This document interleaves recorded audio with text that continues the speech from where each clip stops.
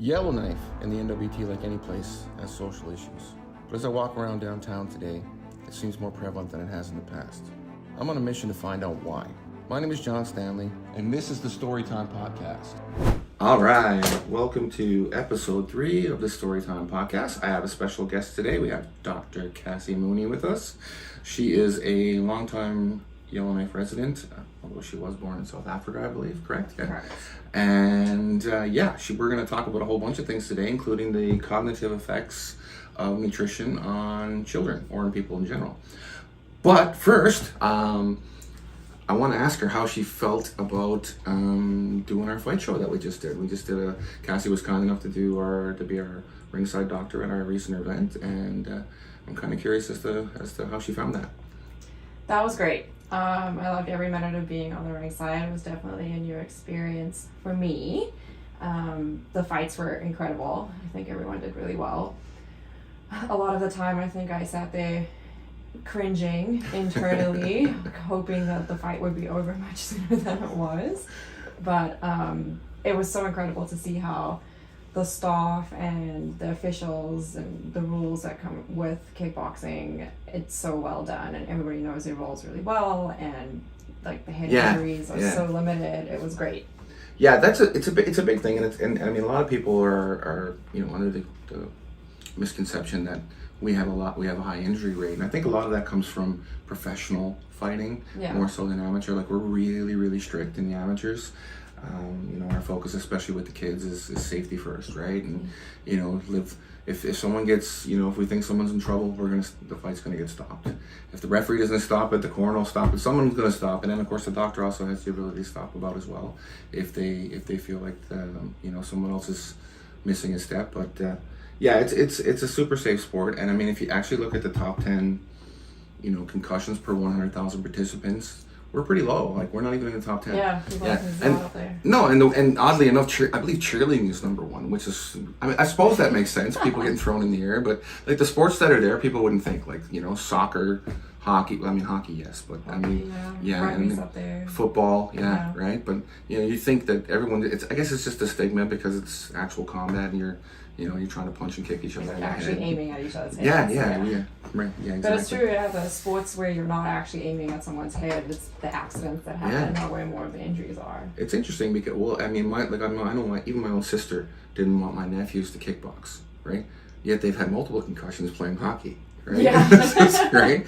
And we have like Scott, obviously Scott, my business partner, but I mean, he's played sports his whole life, and I mean, his concussions came from the playground and from with playing with his kids and having a stupid race where he tripped and fell and hit his head. Not from kickboxing. Yeah, exactly. The accidents are what get you. Yeah. But anyway, so that was pretty cool experience, and we really appreciated you doing that. So tell me a little bit about you and your background. I mean, I know, but I want you to tell everybody else, kind of thing. You went to medical school, I believe, in the Caribbean? Yes. Yeah. So I did finish high school up here in Yellowknife. I went to St. Pat's, and then headed over to the East Coast where I swam for the University of New Brunswick. Awesome. Swimming was my big sport. I finished my kinesiology degree, did 4 years out east, and then I applied to a bunch of Canadian med schools and didn't get in the first round, and I'd kind of figured out that if I waited any longer to go to med school, I probably would have never gone back to school. Yeah. I'm not one of those people that could have taken a year off and then been like, oh, great, let's go back. That makes sense to me, yeah. So applied in America and some Caribbean med schools, kind of on a whim, like, oh, we'll see what happens. Got in. It was like a 2-week decision of like apply and then say yes or no, and went over to Ross University Med School, which is probably one of the biggest Caribbean med schools. Okay, and what island is that located on? So it used to be in Dominica, which is not the Dominican Republic, but actually Dominica, which is tiny island just above Barbados. I'm familiar with it, yeah. Okay. Beautiful island. There's like 11 volcanoes on this tiny little island. We had so much fun. We lived right on the beach. That's cool. Unfortunately, after I had already left the island, got kind of washed out by one of the big hurricanes. And so the med school is now actually located in Barbados. Really? They relocated. Interesting. Yeah.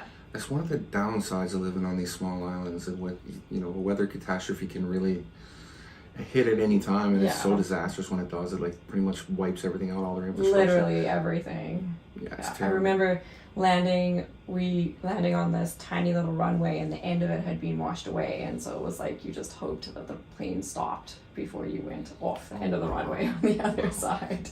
But yeah, it was very interesting. So the Caribbean med schools, the way they work is you do your first 2 years, which is book work on the island. Okay. So I mean, you can study out of a book anywhere in the world, essentially. For sure. So you're on the island for those 2 years, and then in third and fourth year you have to do clinical rotations. So a lot of the Caribbean med schools have affiliations with different hospitals in the States. Oh, cool. Where they send their students for third and fourth year.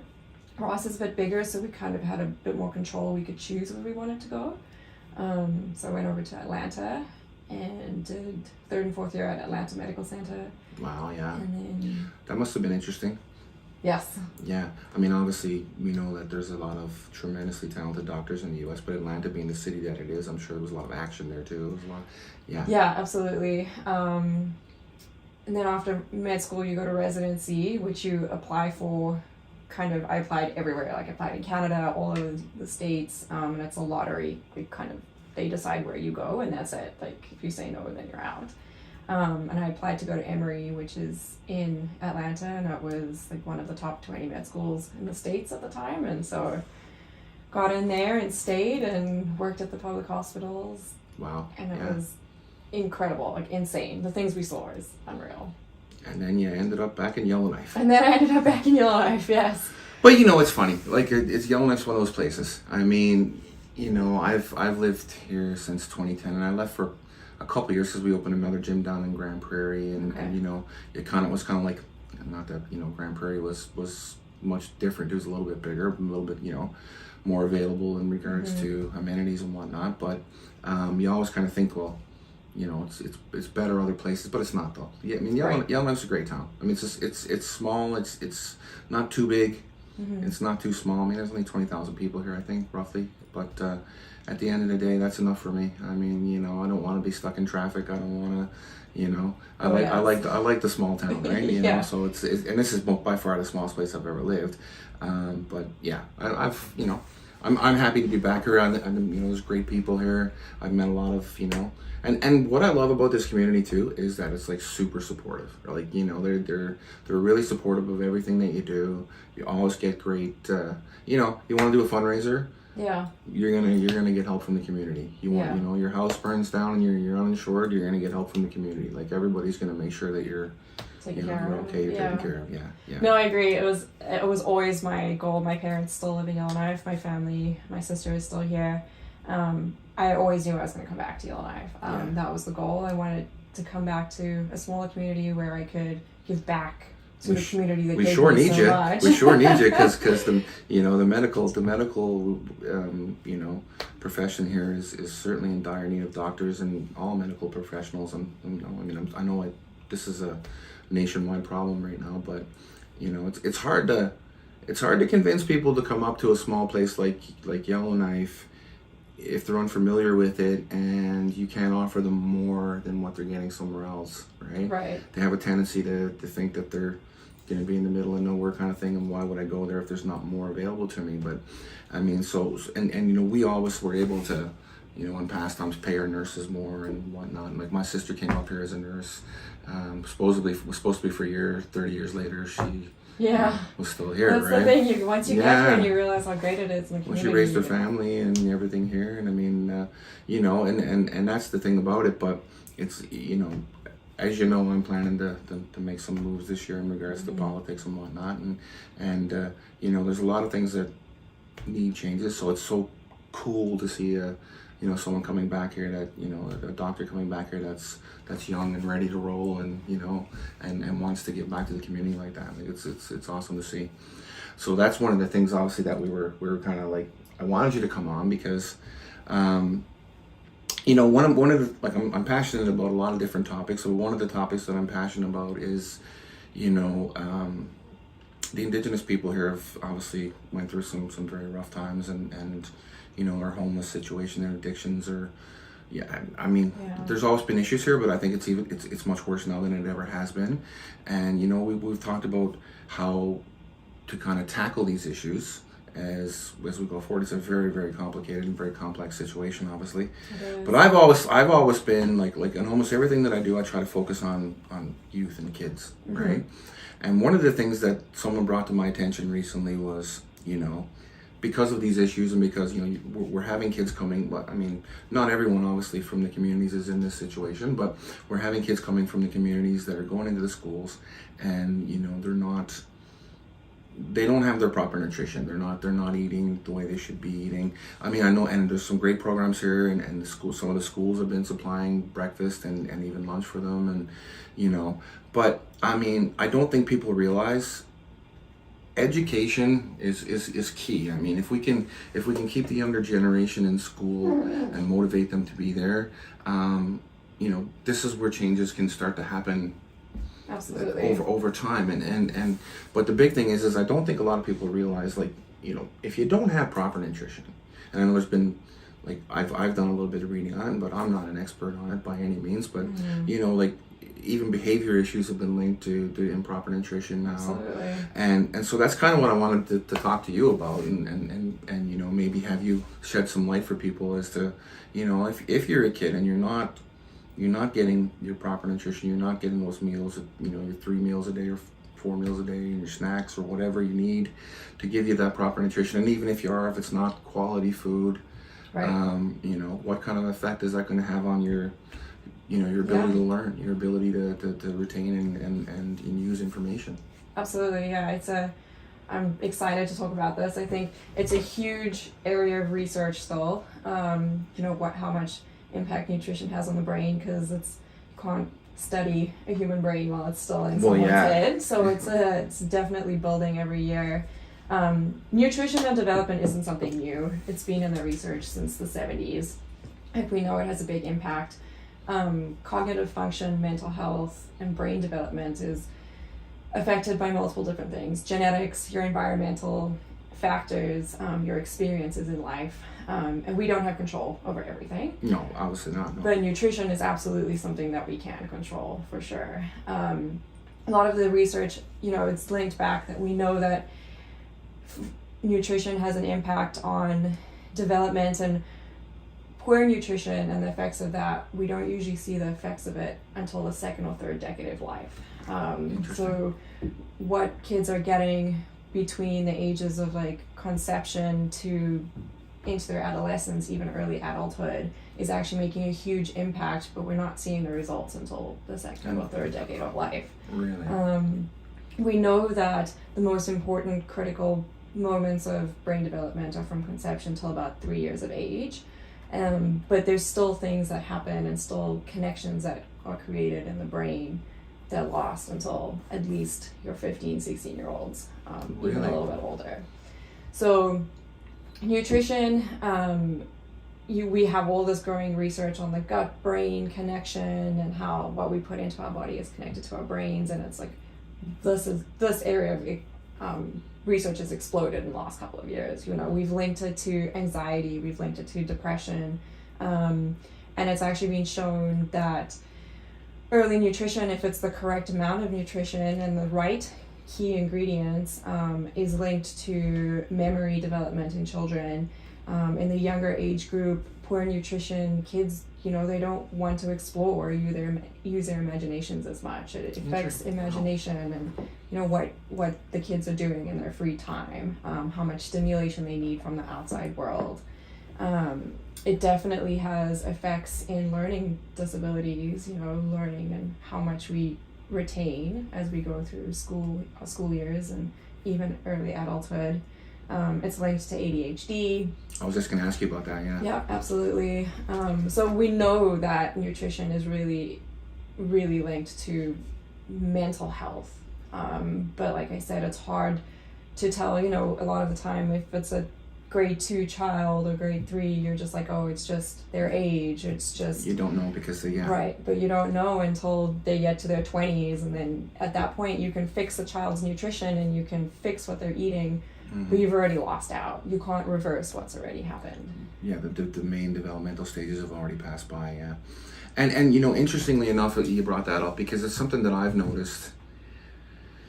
I mean, I mean, growing up myself, I can't remember dealing with or seeing other kids that were, that had obvious ADHD or obvious issues like that. I mean, it certainly wasn't prevalent, and it seems a lot more prevalent today for some reason. Like, I know there's also been a rise, or there certainly appears to be a rise in autism, kids that are on the spectrum. I mean, they're not, sometimes in some of them it's not even that noticeable, but you can, as you watch the behavior. I mean, I coach a lot of kids, and I'm observant, right? I mean, you just start to see, different little things, and kids that are struggling to learn very basic things, and then other kids that catch on immediately, and then kids that, I mean, their attention span is literally 2 seconds long. And I know that's normal for a young child anyway, but on some of them it's extreme. Like, it's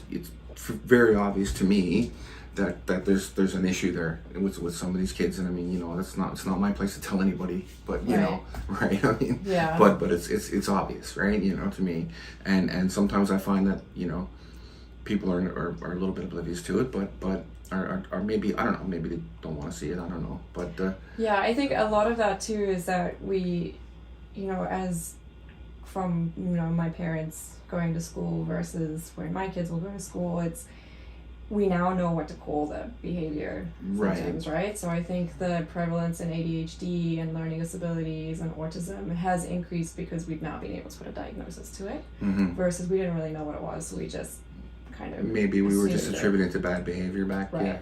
Yeah. Okay. Yeah. And that makes sense, because I mean, I guess at the end of the day, when I was, when you're also at your peers, you're not really, trying to diagnose. Billy's just a jerk or whatever. He's not, right? Whatever. It's not because he's, you don't think about that, right? Yeah. And I mean, I mean, so I guess maybe that's what it is. I mean, maybe it's just the fact that we know these things now, and I mean, even as a coach, I know what the signs of some of these things are, which I probably wouldn't have known, at another point in my life. So that makes sense. But I mean, so I mean, we know that these things are affected by nutrition. It's not just it's not just that you're eating. It's what you're eating. Absolutely. Yeah. And we have a tendency, I think, a lot of people, you feed your kids whatever they want. Well, they're not going to eat this, so I'm just going to feed them whatever. But I mean, you try, right, to make sure your kids are eating the right things. And for me, I just realize, and I know more at this point in my life than I ever did, obviously, in that regard, the importance of it. Like, not just for overall health, but I mean, your ability, your ability to think and process information. And I mean, if you're just eating hot dogs, it's probably not gonna. It's not gonna have a long-term effect. Yeah. We know that the emotions and cognitive ability and the food centers are all connected in the brain, and food is medicine is not a new statement. No. People have been saying this for years, thousands of years. And if you look at it in just general life, a lot of the times when we're anxious, we're upset, we're tired, we're grabbing for the foods that make us feel better, because food is medicine, so you can fix it that way. Comfort foods, right? Comfort foods, exactly. But I think where we're getting lost with the whole food is medicine thing is that if we were eating the correct things to begin with, we could use it as a preventative tool versus this catching up when we already feel bad. Now we're grabbing for the comfort foods. We could actually truly be using it. And I don't have children, and I didn't grow up eating meals from the school and that, but just from being substituting in the schools and that, I think a lot of the time kids, when they're having these emotional breakdowns or they're acting out, they probably are hungry, but then we're instinctively giving them comfort foods, which are not. I mean, they're making them not hungry, but they're not nutritional. There's no nutritional value there. And I know that, because I mean, I have a stepdaughter and a daughter, but my stepdaughter, who's only with us every second week, it took me a little bit of time to realize that a lot of times I'll see this bad behavior coming on with her, and she's hungry. And she doesn't tell you she's hungry, and then you feed her, and she starts to, she'll start to level out, right? Because it really affects her, and I just never realized that, because I'm personally, I've you know, I don't have that, like they call it hangry or whatever. Right, yeah. I don't have that, right? So it doesn't really affect me that way. But then I eat my meals pretty steady, and, you know, and one of the things I've noticed, like, I don't eat enough vegetables and that kind of thing. So I did a whole bunch of research, and I found like one company, that greens product that, you know, and I started taking it daily. And what I found is that, you know what, even when I got sick, like I got over it very fast. Yeah, absolutely. My immune system's working better, right? And I mean, the thing about it is I don't have a spleen. Yeah. So my immune system's already, you know, a little wonky anyway, right? Yeah. But like I found, like, you know, since I've been taking that, like I'll get a cold in like a couple days and I'm good. And then I mean, and whereas before it would take me longer to get over things, and you know, but so nutrition is, you know, even from a personal perspective, I mean, it's huge, right? It is. Yeah. And when you look at nutrition on, you know, cognitive effects, and like I said, it's related, food and is related to that emotion center, which is where the hangry, you know, terms come from. Yeah. But as an adult, when you're, you know, your brain is probably about 20% of your body mass, and it's only using, or 2% of your body mass, sorry, and using like 20% of your overall body's energy to be functioning. So it's easier for us to, like, as an adult, to understand that, like, oh, I'm hungry, I'll just grab That's something that I never thought about. Yeah, no, Yeah. That's interesting. Yeah. As a child, though, their brain is like 50% of their body mass and using 50% of their body's energy. Like, their brains are huge compared to the rest of their body. Yeah. And so those mood swings and that, absolutely related to food and nutrition. They're glucose That's interesting. stores. I never considered that, but yeah, that makes perfect sense now that you put it that way. Yeah. I mean, it is a major part. I mean, my daughter's 2. I mean, you know, she's this tall, and her head makes a lot of that, right? You know, so yeah, that's interesting. Yeah, it's a huge difference, and you know, as adults, we can live off of 3 meals a day. It's not ideal, but we get enough to go by. Yeah. But the kids should, you know, they need snacks. Yep.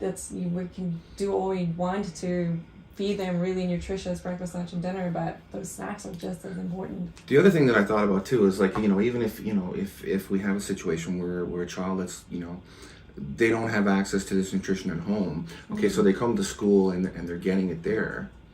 But if they go the weekend without any, you know, like it's still, even coming back Monday and getting that breakfast, if you didn't eat properly for, you know, 2 or 3 days. It's valued time lost. Yeah, I mean, so that's going to affect the development as well. And I mean, that's one of the things that, you know, it's odd to me to think that in 2023 in a first world country that because we never think about that. Like, we always think about, you know, kids are you know, not getting proper nutrition in other countries and they're starving or whatever. We never think about the fact that that's an issue here, right. but it can be, and it's not even necessarily sometimes, like, you know, like some of the stories that I've heard are things like, you know, you have parents with addiction issues and whatnot, and it's not even so much a financial issue as it is that the food's not in the house and there's no one to prepare it for them. Right. Yeah. You know, because nobody's going to the grocery store to get the food, or no one's so, like, you know. It was actually someone else, you know, who kind of put in my thought process here, but I was like, you know, how much would it cost to make sure that these kids, you know, and would that money be, you know, we always talk about money, we seem to have money for everything else, you know, but this to me is just such an important thing. Like, kids should not have proper nutrition when there's food readily available, and you know, food is thrown. I mean, I look at it, I always get annoyed because my kids will, you know, I provide them with healthy food, and, like, you know, my dog ends up eating half of it because they won't eat it, you know. And then it's like, I'm thinking there's kids that don't have this, you know, that don't have the finances, or a parent that's, you know, that's there to prepare it for them, or to make sure that there's groceries in the house, or to make sure that they're, you know. And there's so many other factors, obviously, we know that, you know, beyond nutrition, but I mean, if that's one basic factor that shouldn't be a factor in my mind, you know. Yeah. So yeah, I mean, it would obviously be, if you were, like I said, if you were getting, you know, 2 meals at school and even a snack, but if you're not provided with something in the evening, then and then, you know, you go over the weekend without food, I mean, that's going to have a major effect on your cognitive ability, obviously, as well. Absolutely. Right? And your behavior and your ability to learn. So it's yeah, it's definitely a tough situation. I don't know. I think finding the answers to this is an ongoing challenge for a lot of people. I was like, how do we stop this vicious cycle of, and the research on like the school meal programs is out there, and it's being done, you know, in the States and Canada, and it does show that the food that nutrition they get from school is a huge step up from what they're getting at home. Like, absolutely. And I know that, like I said, I know there are schools that are doing that. They're providing breakfast and they're providing lunch and stuff like that. But, you know, it's I didn't mean to cut you off, but it's just it's a topic I'm passionate about, and it's just like But yeah, I know you were saying, sorry. Yeah, no. So just that it has shown that the school programs are really good, and the nutrition is really increased. You know, for the kids who really need it. I think when you compare it to the opposite end of the spectrum, and kids who are coming from, you know, a higher income family, or even just someone who's around to cook these meals and to make these meals, yes, the school programs don't live up to that level, but it's still significantly better than where we're starting at. So it's tough. And when we see these kids and these families in the clinics, and, you know, we do such a great job in the NWT of like well child checks and checking in on the kids and checking in on families and making sure the kids are growing and developing properly, and that we're taking care of any medical needs. And you can sit there and show them the Canada's Food Guide, which is amazing, and it's really helpful step for step, like what each child's nutrition should look like, what their plate of food should look like. But I can only show you the picture. I don't know what's actually happening at home. What's actually happening at home. Yeah. So it's... Well, yeah, I mean, like, I know when I've gone into the, you know, like, with my 2-year-old, when I've gone in to get her vaccinations done and whatnot, like, you know, there's a lot of questions asked, and developmental questions. Like, they're very interested in making sure that this child is getting, you know, and as a dad, it always made me feel great to hear, well, you know, she's well above this and she's well above that, where she should be, and everything else. But again, it's because, you know, my daughter's getting the proper nutrition, she's getting the proper care, she has someone that's making sure that, you know, everything that she needs is being provided, and that she's, you know. Yeah. So it's sad, and I mean, it's one of those situations, I suppose, where we can only do what we can do. But I think a lot of times, you know, people just don't realize. And I mean, I was just thinking, because, you know, we're talking about the nutrition that's provided in schools, and it's interesting to me because, like, obviously when I was going to school, I always had my lunches and all that kind of stuff. But I remember the cafeteria back in those days, if you had money for those cafeteria, I mean, it was all junk food, right? Yeah. Like, I mean, you know, it was mini pizzas and French fries and stuff like that, because, you know, the people that went to that school were, you know, middle class families. Yeah. As a teenager, that's what you want. Yeah, right? It was. So I mean, you know, like, but you didn't need the nutrition. It was just something that you know. Yeah. Awesome. I'm gonna get some crap today. Right. And I, you know, and of course that's the other thing too, is obviously, you know, I mean, a lot of the healthier foods are more expensive, right? So you know, I mean, families that, you know, I mean, the joke in Newfoundland for some of the kids I knew that grew up in the poorer neighborhoods is, you know, well, we grew up on Katie and hot dogs and, you know, that kind of stuff. And, you know, it shows, right? Like, at the end of the day, you know, if you think about, because I've coached kids from, you know, some of the rougher neighborhoods and stuff like that, and, you know, and poorer families, and, you know, the development stuff, you can, now that I think about it, you know, you can see it. You can see it, Absolutely.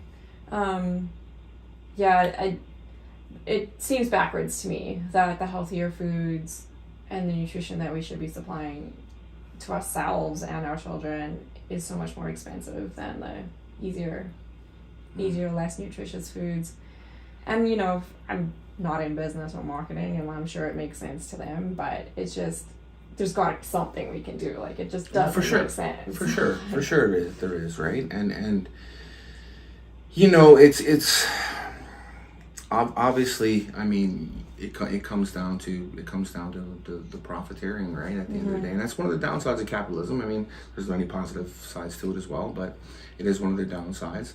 But yeah, I mean we can grow a lot of things here. We can grow, you know what I mean, and you know, I know so much food gets thrown out every day and wasted here, and to think that there's kids that are not getting just the most basic of nutrition is something that's a little disturbing to me, and it's something that I'm pretty passionate about trying to change, right? But and educating people, I guess, at the end of the day, I mean, that's the big thing, because people just don't realize. Because it's interesting, and I'm not going to put you on the spot here, but it's something that I know when we talk about with the medical profession now, because if you look at big pharma and everything, it's always about fixing this and fixing that. But I mean, if we spent more time, and I even thought about this during COVID and everything else, we're talking about don't do this and don't, do we need to do this, you need to do that. But one of the things is if people were healthier as a whole, like, I mean, you had better nutrition, and you had,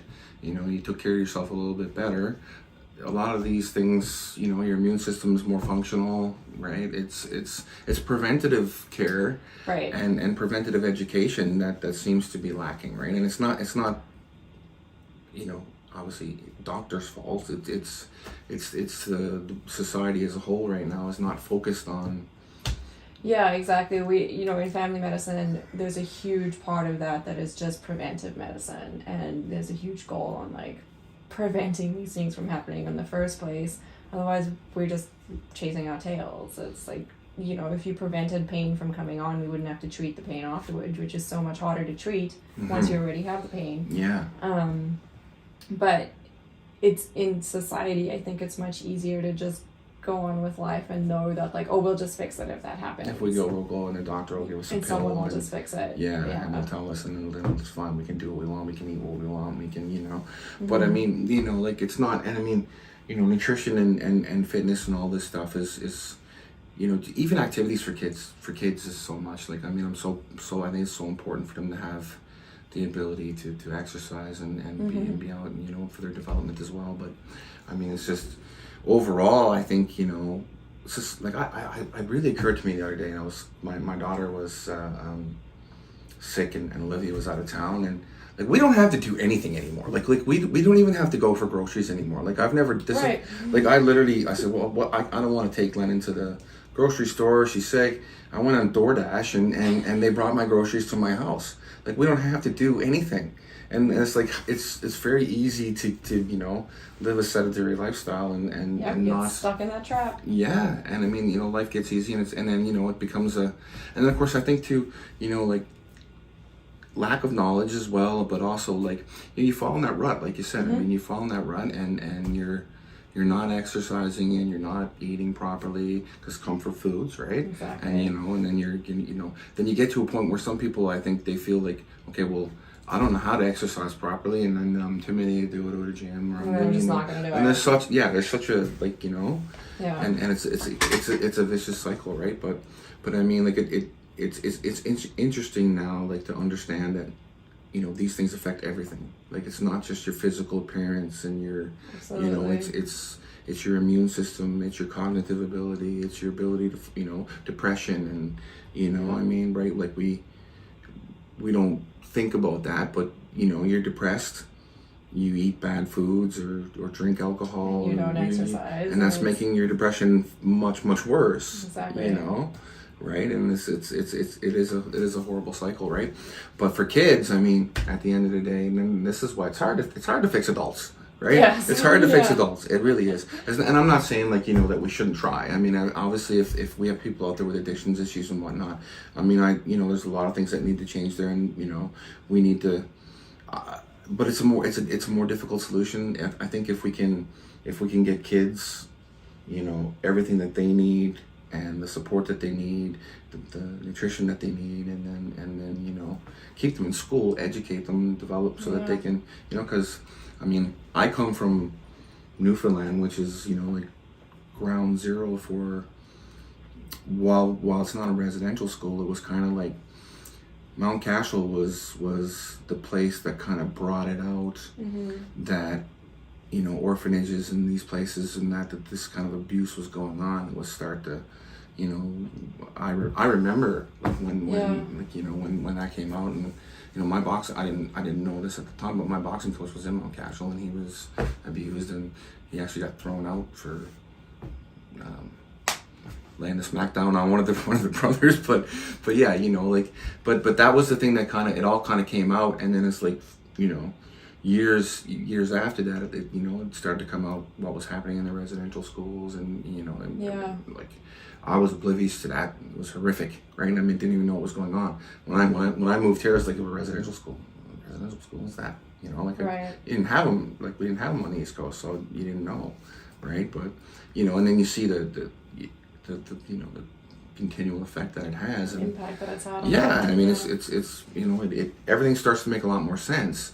So, you know, again, like my thought process is like, with everything, I mean, you know, whether it's life in general or sports or anything that you do, the younger you can start to get a hold of kids and start to change things for them and change their life, that's where you can, you know, start to break that cycle. Absolutely. You know? It's up to us to set them up for the best success possible, because once they get to a point in life where they actually have the power to make a difference, it's too late. They can't go back and reverse it. Nope. So no. Someone's got to take control. And correct me if I'm wrong. So the for a male, you I think it's 24, 25 before your brain is fully developed. Yeah. Yeah. Yes, there's a lot of like the frontal cortex, which is the decision making part of your brain, and like what you realize is right versus wrong. Mm-hmm. Does take a long time to.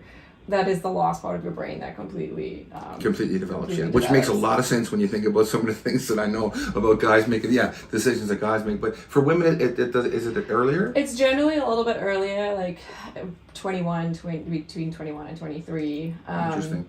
And this is actually it's quite an interesting topic, and it's been in the news a lot about, you know, millennials and Gen Zs, and how it used to be that when you were 18, you were expected, you know, you moved out of your parents' house, you knew what you were going to do, you got a job, you worked, you were like pretty much an adult, you had matured per se. Yeah. And then it was like, okay, we'll give you till you're 21, and then okay, we'll give you till you're 23, and okay, now we'll give you till you're 25, and now they're like, it's gonna, you know, the next generation of teenagers, it's gonna be till they're 30 before they've like moved out and mature enough to be independent in that.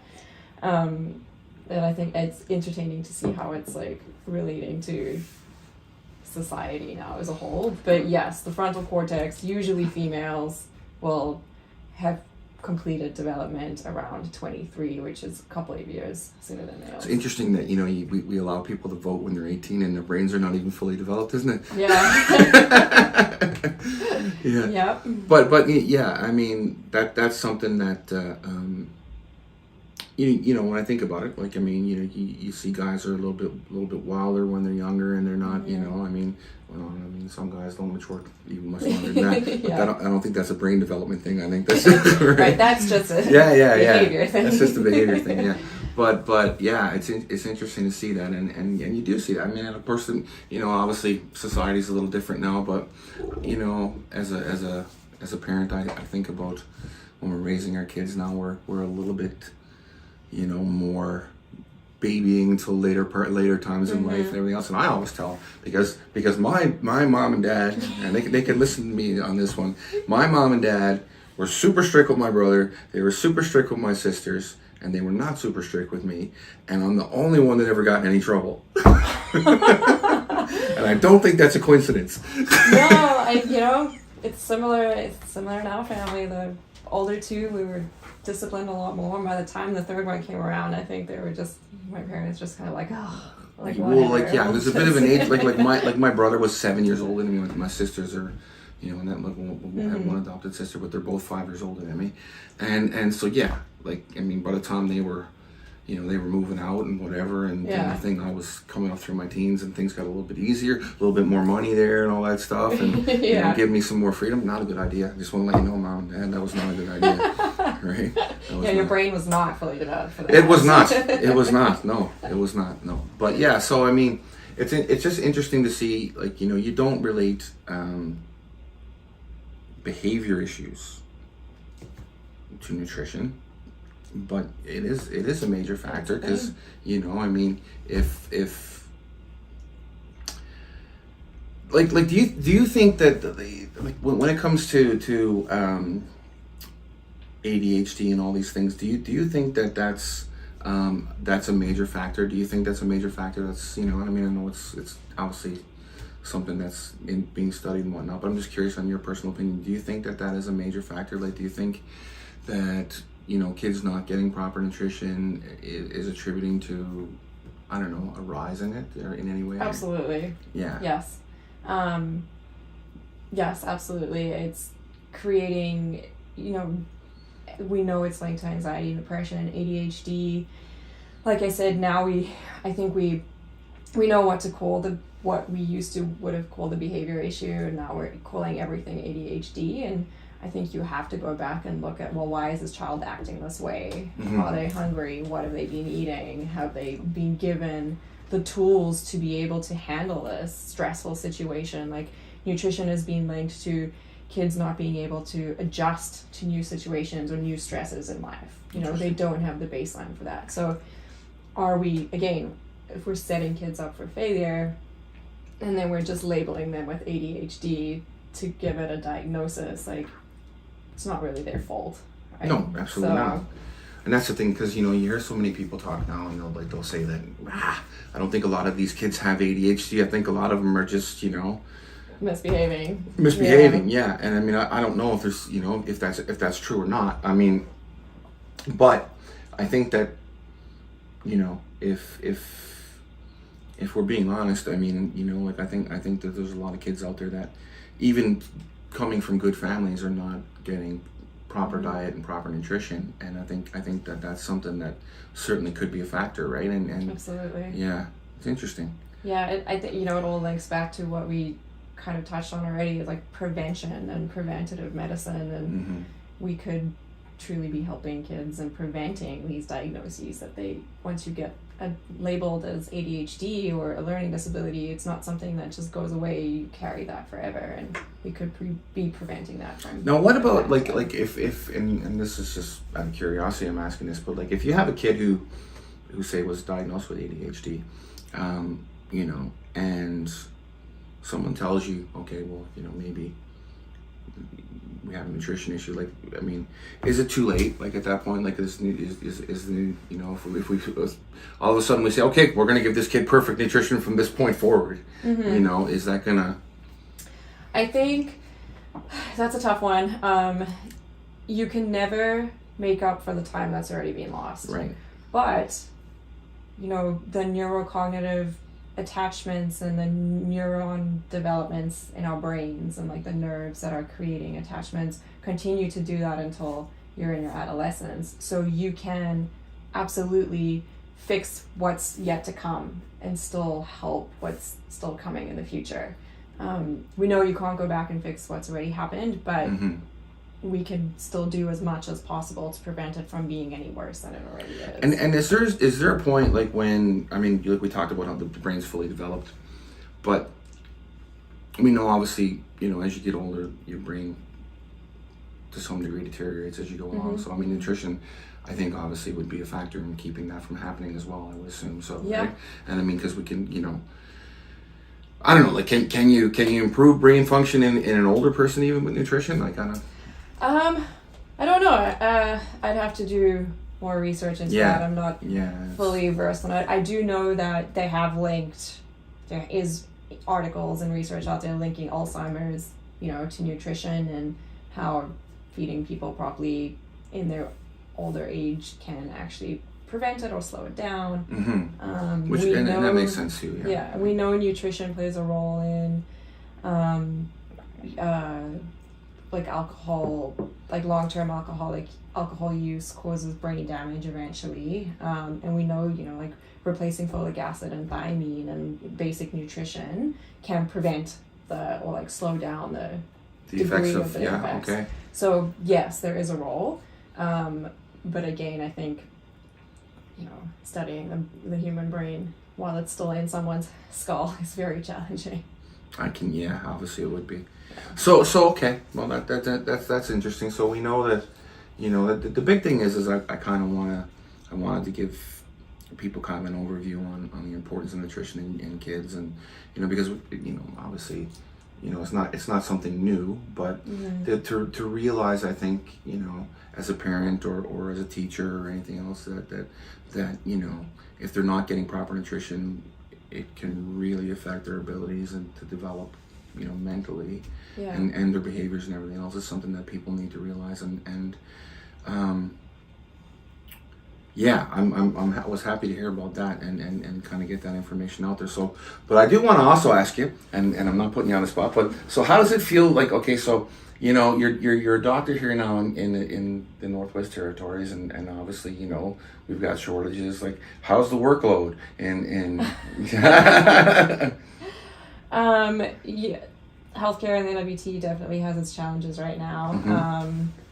And I think, to their benefit and kudos to the healthcare system, they've been very transparent about it, and population, you know, the general public knows what's going on and their efforts to fix it. Yes, I have parents in town who, you know, need doctors, and as myself as a patient, I feel the frustration of everybody else. Like, yes, we definitely need doctors, and the doctors who are here are working tirelessly and are like overloaded and overworked, and we're tired, but we're doing the best that we can. There's definitely gaps that can still be filled, but yeah, it's a challenge. Yeah, it really is. And I mean, like, it's something, because I mean, I talked about this. I mean, you know, I'm 51, yeah. I have to think about it for a second.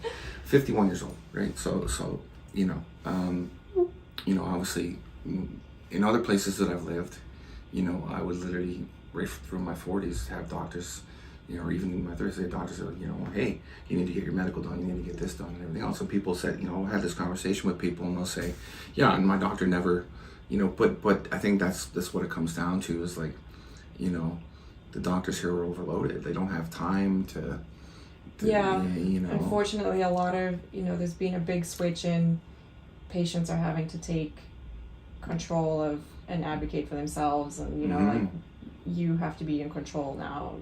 If you know it's time for your medical, like, you have to take the first step to make that appointment. Versus, and we try our best, and the system, you know, really is set up that we do have reminders, and people, you know, we try, but we have 20,000 people and a handful of doctors. It's no, and that makes sense. I mean, it really does. I mean, it's something that, now, I'm not going to name this particular doctor, but I always was annoyed by the fact that, you know, I've seen this one doctor over and over here, and I don't have a spleen, which is, you know, and I'm a, you know, relatively memorable individual. I'm a big person, you know, and every single time I would go into, oh, you don't have a spleen. And I'm like, no, it didn't grow back, no. I always found it odd that they wouldn't remember that, because, I mean, it's not something that would be, you know. But then, in fairness, this particular doctor sees a ton of patients. There's no question about that, and I know that for a fact. So I guess, yeah, I mean, you know, but I was thinking, like, do you get a lot of, you know, 270-pound guys with no spleen coming in here, like, you know, right? You know, some things are memorable. You would think, but again, like I said, I suppose if, you know, you only see a person once a year and or twice a year or whatever, and then you've got like thousands of patients coming through and whatnot, I guess, yeah, I mean, it makes perfect sense, right? Yeah, and, you know, even I know the frustration right now too is, you know, getting a family doctor is really difficult, and people are frustrated every time you go to the doctor, you see someone different. I'm like, I get it. I feel your frustration. But even then, I think it's easier if that were to happen, right? If you were seeing someone different every time and they said, like, oh, you don't have a spleen, like, that's different. I could get that, But even the family doctors that are here, I mean, they see you once a year, and their panel is like anywhere between 3,000 to like 8,000 patients, which they're responsible for, and like, you're just one of 8,000, unfortunately. So it definitely piles on. Yeah, it does make sense, right? And like I said, it's one of those things, like, you're as a patient, you get frustrated, but at the same time, you're not really putting yourself in the shoes of, you know, and I know, like, I mean, we have a guy here that trains another guy here he's an X-ray tech, and I mean, this guy's constantly working. Yeah. Because there's such a staff shortage, right? Like, you know, and I mean, I'm sure that like the nurses and doctors and everyone are in the same boat, right? And so we have to be more patient and understanding about that. I mean, it's hard because, you know, like when we're talking about our health, like in Canada, we've grown accustomed to the fact that, you know, healthcare is right there for us anytime we want it, and you know, but things are changing, and we have to. I think our world is changing, period, and you know, it's scary. I mean, you know, like I've been on this kick lately, but you know, I've been watching these documentaries and reading up on birth gaps and how we're gonna, because everyone thinks we're overpopulated, but you know how in, you know, 10, 20 years from now, we're going to have the opposite problem. Absolutely. If things continue on the path that they're on. Like Japan has that problem right now, and exactly. Yeah, we don't have people to fill those roles and fill those gaps, and you know, you're older and there's no one to take care of you anymore, and there's no one to take that job, and you know, and we talked about the fact that, you know, a lot of people are not wanting to work full time, and they're not. Yeah, you know, or you know, I know I'm early 30s, and I have a lot of friends who are just like, well, I don't really want kids. They don't want kids, yeah, so, and you know, like for me, oddly enough, I didn't have my first child till I was 48 years old, but it was something I always wanted to do, and I always wanted to have a child. I mean, you find the right situation and you do it, but you know, I also realized that, you know, when she's 20, I'm going to be 68. Right? Yeah. You know, so it's made me a little bit more cognitive of my own health and whatnot, but. Yeah, I mean, people are having kids more later in life, and smaller families, and you know, obviously at some point in time it's gonna cause a gap. It's gonna cause an issue, right? So, yeah, it's interesting how the world is kind of, and I mean, like one of the things that like I've talked about here is that there's a lot of things changing in the territories, and you know, but it's not just here; it's everywhere. I mean, that's the thing. Yeah. I think sometimes we get stuck in our bubble, and it's not a Yellowknife problem. It's not just an NWT problem. It's everywhere. And yeah, I mean, we're running in shortages of teachers, healthcare professionals, even you know, general labor, and so as these things start to compound, you know, you start to notice societal differences. Period. Right? Yeah. Like, I mean, we have a ever-growing homeless problem here, right? And ever-growing addiction problem, and you know. Yeah, and we have great programs set up to help that. It's just they're so overwhelmed with the capacity, and there's just, I don't think there's like a perfect answer for how to fix it yet. No, and especially when it comes to, you know, again, a lot of the, you know, the homeless people here, the majority of them are, you know, a product of that cycle that's come down through the residential school system, and we have to be. You know, we have to be understanding of, you know. Yeah, you have to approach it a little bit. It's a little bit different. It's not just, you know, okay, well, you know, just regular addiction. Like, you know, I mean, when I was in Grand Prairie, you know, you see a lot of addiction and everything there, but, you know, and I'm sure they all have their stories too, but it's not, you know, like any of the Indigenous people that grew up in that time period, they were affected by this, right? Yeah. You know, and it obviously is trickled down, right? Yeah. And you know, that's where like I said, that's where the majority of the homeless here. But I mean, I don't know what the addiction statistics are outside of homeless. I mean, I know it is a growing problem, but you know,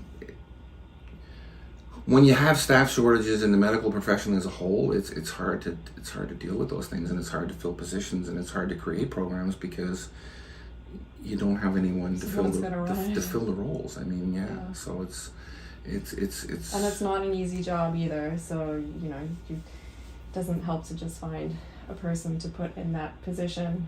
You have to have someone who knows what they're doing and is willing to do it. Well, yeah, you can't just take. You know, like one of the things that I found really interesting here is that, you know, we see so many people in education roles here that don't have education degrees, and I mean, that was not something that. When I was a kid, you know, your substitute teacher was a teacher. Right. You know, but it's gotten to a point where we don't have enough teachers, and we have to fill these roles, and it's better to have someone there that can, you know, take that path and take, you know, at least watch over the kids and pass on the lesson plan and do their best.